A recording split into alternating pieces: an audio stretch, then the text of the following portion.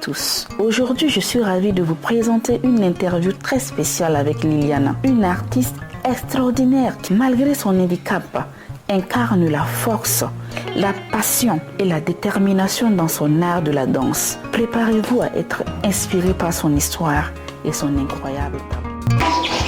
Je m'appelle Liana Garo, je suis âgée de 22 ans. Et moi, qu'est-ce qui m'a motivée à arriver ici? C'est parce que j'ai rencontré Madame Sarah Colmagro, qui est devenue ma partenaire de danse, une amie très proche. Un jour, je me souviens qu'elle m'a dit qu'elle est venue me voir à mon lycée, qu'elle m'a dit « Toi, je vais te faire danser ». Je lui ai dit « C'est pas possible parce que moi, je ne danse pas ». Elle m'a dit « Essaye et après on verra qu'est-ce que ça donne ». Je lui ai dit « Tu pourras tout essayer, mais moi, je danse pas ».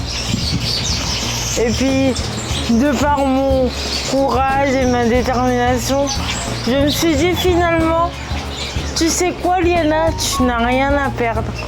Vas-y, fonce. Et puis tu verras ce qui se passe après.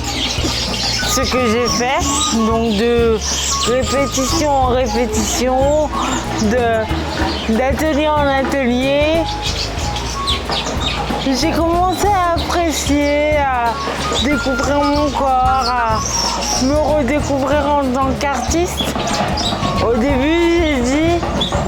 début, j'avais tendance à dire je bouge. Je disais pas je danse, je disais je bouge. Et donc du coup, petit à petit, il y a eu cette possibilité de faire une créa un trio qui parlait de mon histoire un peu, la mise à la place de l'autre. Et c'est comme ça qu'on a commencé à travailler. Après, on a créé la grande pièce qui s'intitule « Regarde-moi » où on est à 8 sur scène. Et c'est de là que c'est parti. Et pour le trio que vous avez vu, on a dû le retravailler pour qu'il puisse faire un peu le tour du monde, raconter notre histoire à nous trois et raconter l'histoire de quelqu'un qui dépasse ses limites, qui dépasse la frontière de l'égalité, de la frontière de se limiter alors que pas du tout en fait. Et donc du coup, moi aujourd'hui, la danse ça m'apporte ça.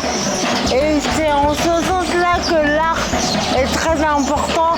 C'est parce que l'art ça libère, l'art ça parle, l'art c'est un moyen d'expression que j'utilise beaucoup depuis ma jeunesse, Depuis l'âge de 9 ans, moi j'écris, moi je m'exprime comme ça et du coup quand je m'exprime, que ce soit à travers la danse ou l'écriture, c'est un moyen de libération. Donc peu importe, moi j'ai tendance à dire que peu importe notre couleur de peau, notre âge, notre condition physique, cela ne nous arrête pas en fait. Et ça ne doit pas nous arrêter parce que pour moi la vie, c'est quelque chose qui doit être vécu dans toute sa dimension artistique en fait. Parce que la vie c'est un art et c'est à nous de construire comment on veut l'appréhender, l'apprivoiser et puis il n'y a pas de limite. Comme je dis toujours, I dream my life, I live my dream. Je rêve ma vie et je vis mon rêve. Donc je fais en sorte de vivre mes rêves. Peu importe quoi qu'il arrive, moi, aujourd'hui, je suis fière de le dire, je suis métisse, je suis femme et je suis artiste, peu importe la condition physique. Donc moi je m'appelle Jonathan Mandé, je viens de Guyane française, je fais partie de la compagnie Invisible avec Liana Garros et Sarah Colmagro. On s'est rencontrés maintenant il y a quelques années, c'était 2020 ou 2021, je ne sais plus. 2020. Voilà, où moi j'avais déjà rencontré Sarah dans un premier temps, on avait eu l'occasion de travailler ensemble sur un spectacle avec des jeunes sourds et malentendants. Un spectacle qui associait la danse, puisque Sarah fait de la danse, et la peinture, parce que moi je suis plutôt dans la peinture à la base. Et donc on avait déjà travaillé ensemble une première fois. Voilà, depuis peu j'essaye d'élargir un peu mon champ de compétences et de m'initier un petit peu à la danse, ou en tout cas à la gestuelle, au mouvement et tout ça. Mais sinon je suis dans la peinture, le graffiti, les arts graphiques, le numérique, le dessin numérique aussi. C'est un peu tout ça dans cet univers-là dans lequel je travaille. Et donc Sarah avait rencontré Liana et elle a eu l'idée de réunir nos trois énergies pour travailler sur quelque chose. Donc Sarah m'avait déjà parlé de Liana, elle m'a dit tu vas voir, j'ai rencontré Liana, il faut que tu la rencontres. Et donc la toute première rencontre même, ça s'est fait à la salle de danse. Où on avait prévu une répétition. Et donc quand je suis arrivé, Sarah et Liana étaient déjà arrivées avant moi, elles étaient en train de répéter leur duo de danse. Et donc je suis arrivé, j'ai posé mes affaires et je les ai observées. Et j'ai constaté la fusion qu'il y avait déjà entre toutes les deux. Et bon, ce jour-là, ça m'a vraiment procuré des émotions. Voilà, je me suis caché, mais j'ai quand même lâché une petite larme. Et ça m'a vraiment, quand j'ai vu tout ça, ça m'a donné encore plus envie parce qu'elle m'en avait déjà parlé, donc je savais qu'on allait travailler ensemble. Mais quand j'ai vu ça, ça m'a vraiment donné envie de faire partie de l'aventure et de ce trio, quoi. De par mon parcours personnel et par mon parcours de vie tout simplement, moi l'art a été vraiment essentiel parce que lorsqu'on est atteint d'un handicap moteur à 80% et qu'on dépend d'une tierce personne pour tous les gestes de la vie quotidienne, et ça je tiens à le souligner, tous les gestes de la vie au quotidien, s'agissant de l'école, on m'a toujours appris que fallait faire avec. C'est-à-dire que quand la VSH n'est pas là, si tu veux apprendre, tu te débrouilles en fait. Et moi, l'art a été un moyen d'expression très fort parce que personne ne me comprenait. J'avais cette sensation-là en fait, que personne ne me comprenait, personne ne m'écoutait et surtout personne ne m'entendait parce que tout simplement je suis en situation de handicap, en fauteuil, loi de 2005, tout ça.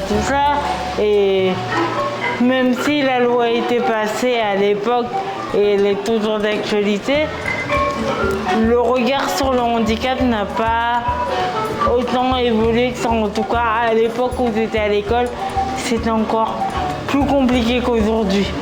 Donc, moi, à travers l'art, j'ai pu aussi m'évader, enlever les idées noires que parfois j'ai pu avoir, parce que quand on est atteint d'un handicap comme ça, on se dit quand on est petit, pourquoi moi ? Pourquoi ça tombe sur moi ? Qu'est-ce que j'ai fait ? Qu'est-ce que j'ai demandé ? Est-ce que je l'ai mérité ? Et c'est par là que moi, à l'âge de 9 ans, j'ai commencé à m'évader. Je me souviens de cette fameuse soirée où, dans mon lit, j'étais en train de me dire quel est mon sens de vie en fait. Pourquoi je suis là et puis de toute façon, je dépends des gens. Donc à quoi bon ? Et je me rappelle, il y avait un stylo et ce jour-là, les larmes de mon corps parce que, étant petite, on a envie d'être comme tout le monde.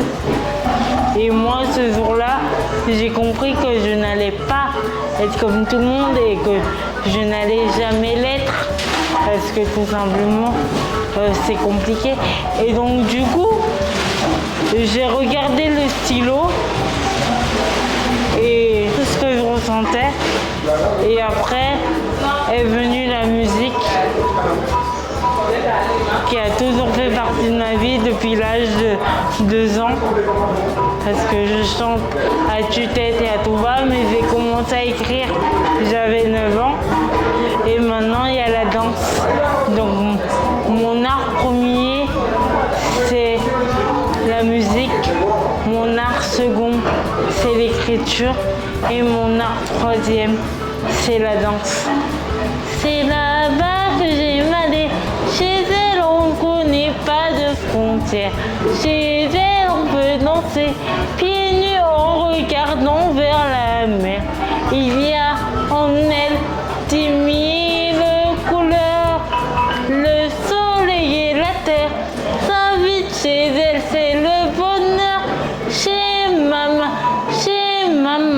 Africa. Chez maman Africa.